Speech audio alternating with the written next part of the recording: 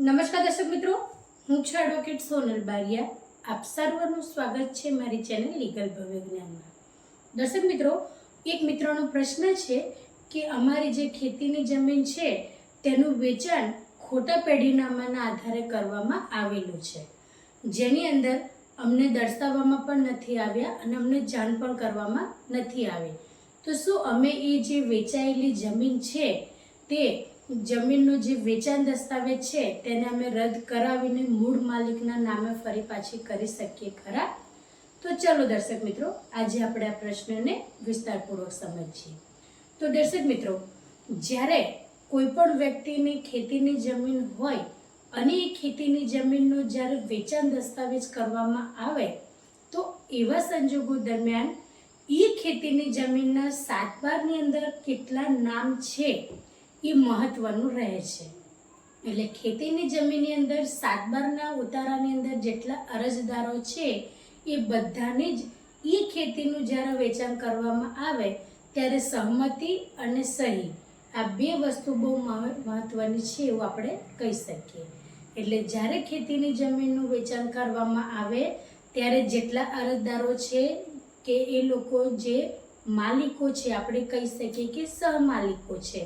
તો આવા સંજોગો દરમિયાન જ્યારે ખેતીની જમીનનું વેચાણ કરવામાં આવે અને પેઢીનામું જ્યારે રજૂ કરવામાં આવે તો એ બધા જે સહમાલિકો છે તેમની સાઇન અને સહમતિથી એ જમીનનું વેચાણ દસ્તાવેજ થતો હોય છે.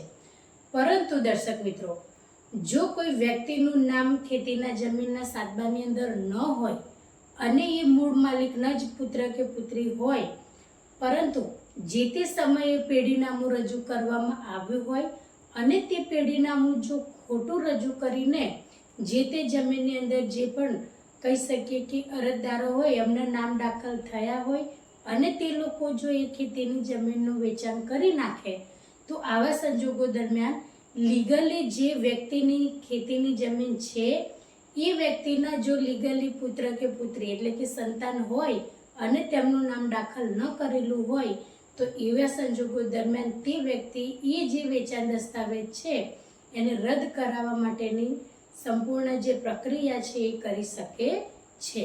તો જો આવું બન્યું હોય તો તમે મામલતદાર સાહેબશ્રીની કચેરીની અંદર એક જે વેચાણ દસ્તાવેજ થયો છે એને રદ કરવા માટેની એક તમે અરજી કરી શકો છો.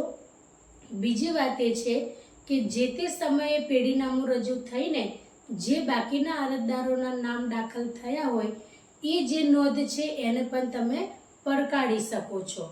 કારણ કે જે લીગલી વારસદારો છે એમને નામ દાખલ કરવામાં આવ્યા તે સમય દરમિયાન તમે પણ એમના લીગલી જે વારસદાર છો કે જેથી કરીને તમારું એ પેઢીનામાની અંદર નામ છુપાવવામાં આવ્યું હતું અને તમને એના વિશેની કોઈ પણ માહિતી નથી, તો એ હિસાબે તમને એ તમારું પેઢીનામાની અંદર નામ છુપાવવા બદલ જે તે સમયે વારસાઈ થઈ હોય અને જેટલા નામો દાખલ થયા હોય એ નોંધને પણ તમે પડકારી શકો છો. અને મામલતદાર સાહેબશ્રીને જો યોગ્ય લાગે તો તમારું નામ જે તે જમીન છે એની અંદર દાખલ કરાવી શકે છે.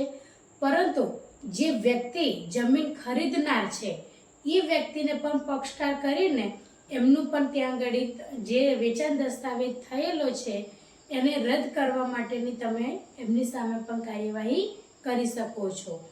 આ સંપૂર્ણ એ સિવિલ મેટર છે દર્શક મિત્રો. એટલે એવું શક્ય નથી કે જે પણ માહિતી છે એ સંપૂર્ણપણે જે તમારો કેસ છે તે પ્રમાણેની તેની કાર્યવાહી થતી હોય છે. પરંતુ તમે લીગલી વારસદાર છો અને તમારું નામ છુપાવવામાં આવ્યું છે અને જમીનનું વેચાણ થઈ ગયું છે તો તમે કોર્ટની અંદર સામેવાળા જે ખરીદનાર વ્યક્તિ છે તેમને પણ પક્ષકાર તરીકે મૂકી અને તમે જે વેચાણ દસ્તાવેજ તમારો થયો છે જમીનનો એને તમે પડકારી શકો છો. સૌથી પહેલાં તો તેને તમે રદ કરાવવા માટેની અરજી કરો. ત્યાર પછી તમારું જે નામ છે કે તમારું ત્યાં આગળ છુપાવીને નામ દાખલ નથી કર્યું એટલે તમારો જે હિસ્સો છે એ માંગવા માટેની પણ તમે પાર્ટીશનનો દાવો કરી શકો છો. અને આ રીતે જે તે કોર્ટ ઉપર નિર્ભરતા છે કે તમારો કેસ કેવા પ્રકારનો છે, તમે કયા કયા સબૂતો રજૂ કરી રહ્યા છો અને જો તમે સાચા હો દર્શક મિત્રો અને તમારા બધા જ સબૂતો હોય વ્યવસ્થાથી લીગલી જે આપણે કહી શકીએ બધા જ ડોક્યુમેન્ટ જો તમે કોર્ટની અંદર રજૂ કરો છો અને કોર્ટ જો તમને હુકમ કરશે તો જે તે વેચાણ દસ્તાવેજ છે એને રદ કરી શકાય છે. તમારો જે હિસ્સો છે એ તમારી જે ખેતીની જમીન છે એ તમને મળવાપાત્ર રહે છે અને તમારું નામ પણ ખેતીની જમીનમાં દાખલ થઈ શકે છે. એટલે દર્શક મિત્રો, જ્યારે તમારે કોઈ પણ પ્રકારની મિલકત હોય તો મિલકતની અંદર તમારું નામ દાખલ કરવામાં આવ્યું છે કે નથી આવ્યું. અહીંયા પ્રશ્ન ખેતીની જમીનનો છે, પરંતુ તમારા પિતાજીની જે પણ પ્રોપર્ટી હોય પ્રોપર્ટીની અંદર તમારું નામ દાખલ કરવામાં આવેલ છે કે નથી આવેલ એની તમે સંપૂર્ણપણે તપાસ કરી શકો છો. અને જો કોઈ મિલકતનું વેચાણ કરવામાં આવે તો એ મિલકત એની અંદર તમારો કેટલો હિસ્સો છે તેની પણ તમારે જાણકારી રાખવી જોઈએ. તો દર્શક મિત્રો, આ જ રીતના ઇન્ફોર્મેટિવ વિડીયો હું મારા ચેનલના માધ્યમથી તમારી સમક્ષ રજૂ કરતી રહું છું. તો જો તમને વિડીયો સારો લાગ્યો હોય તો તેને લાઈક કરજો, શેર કરજો અને ચેનલને સબસ્ક્રાઈબ કરજો. જય હિન્દ, જય ભારત.